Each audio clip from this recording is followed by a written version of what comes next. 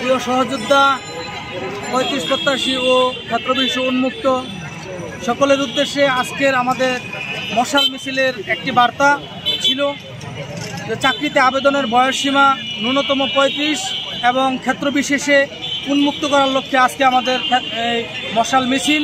এবং বিশেষ করে যে বিষয়টি সরকারকে জানান দিতে চাই সেটা হচ্ছে ৩২কে আমরা গত প্রোগ্রামে লাল কার্ড দেখিয়েছি, আজকেও তারই ধারাবাহিকতায় আমরা ৩২কে প্রত্যাখ্যান করেছি। এবং আজকের কর্মসূচি হচ্ছে আমাদের আগামী ২১শে ডিসেম্বরের কর্মসূচির একটা ফলস্বরূপ। আপনারা জানেন আমরা দীর্ঘদিন যাবৎ চাকরিতে আবেদনের বয়সসীমা ৩৫ করার লক্ষ্যে এবং শর্ত সাপেক্ষে উন্মুক্ত করার লক্ষ্যে আমরা শান্তিপূর্ণ অবস্থান এবং কর্মসূচিগুলো পালন করে আসছি। আমরা সরকারকে বারবার জানান দিতে চেয়েছি যে আমরা ৩২ আমরা চাই না। এটা কার স্বার্থে দেওয়া হয়েছে আমরা সেটা জানি না। ছাত্র সমাজ তো ৩২ চাইনি, আমরা চেয়েছি ন্যূনতম ৩৫ এবং শর্ত সাপেক্ষে অর্থাৎ ক্ষেত্র বিশেষে উন্মুক্ত। আপনি চিন্তা করেন একজন যোগ্যতা সম্পন্ন ব্যক্তির যদি তার বয়স থাকে নাও থাকে ৩০ না থাকে ৩২ না থাকে, তার বয়স ধরুন ৪০ হয়েছে, সে কি একজন শিক্ষক হতে পারবে না? সে কি একজন ইঞ্জিনিয়ার হতে পারবে না? সে কি একজন ডাক্তার, সে তার কম শ্রম দিতে পারবে না?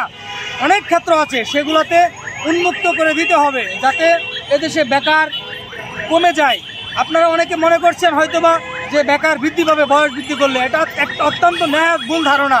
আজকে যখন চাকরিতে আবেদনের বয়সসীমা উন্মুক্ত করে দেওয়া হবে, একজন ছাত্র সে লেখাপড়া শেষ করে সে চাকরির পিছনে শুধু দৌড়াবে না, সে একজন উদ্যোক্তা হতে চাইবে। উদ্যোক্তা হতে চেয়ে সে যদি উদ্যোক্তা নাও হতে পারে, সে তার বয়স যখন ৪০ হয়ে যাবে তারপরেও সে কিন্তু এখানে এসে তার মেধা যোগ্যতার বলে সে অ্যাপ্লাই করে সে কিন্তু সরকারি চাকরিও নিতে পারবে, ইচ্ছে করলে আপনি বেসরকারি খাতেও সে যেতে পারবে।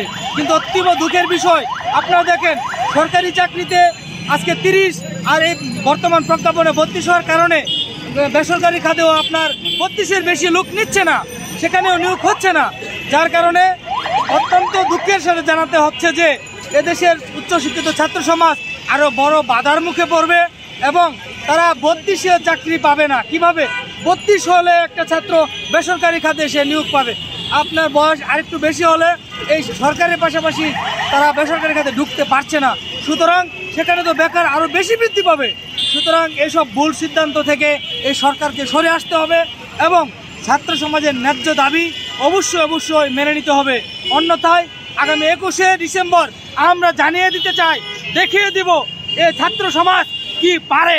আমরা সারা বাংলাদেশের ছাত্র সমাজকে নিয়ে আমরা আবারও একত্রিত হব এবং সরকারকে আমরা জানান দিব যে আমরা অবশ্যই ন্যূনতম ৩৫ চাই এবং শর্ত সাপেক্ষে অথবা উন্মুক্ত চাই। আমরা চাই সবাইকে ধন্যবাদ। ২১শে ডিসেম্বর যেন প্রোগ্রাম ডাক দিচ্ছেন, এখানে কেমন লোক উপস্থিতি কামনা করছেন? ২১শে ডিসেম্বর আমাদের কর্মসূচি আমরা ইতিমধ্যে ৬৪ জেলার আমাদের যারা প্রতিনিধি আছে তাদের সাথে আমরা কথা বলতে শুরু করেছি এবং বিভিন্ন জায়গায় আমরা কমিটি করে দিচ্ছি।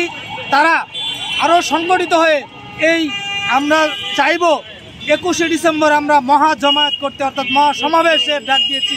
সেখানে অবশ্যই আমাদের হাজার ছাত্রছাত্রী সারা বাংলাদেশ থেকে ঢাকামুখী হবে বলে আমরা বিশ্বাস করি, প্রত্যাশা করি।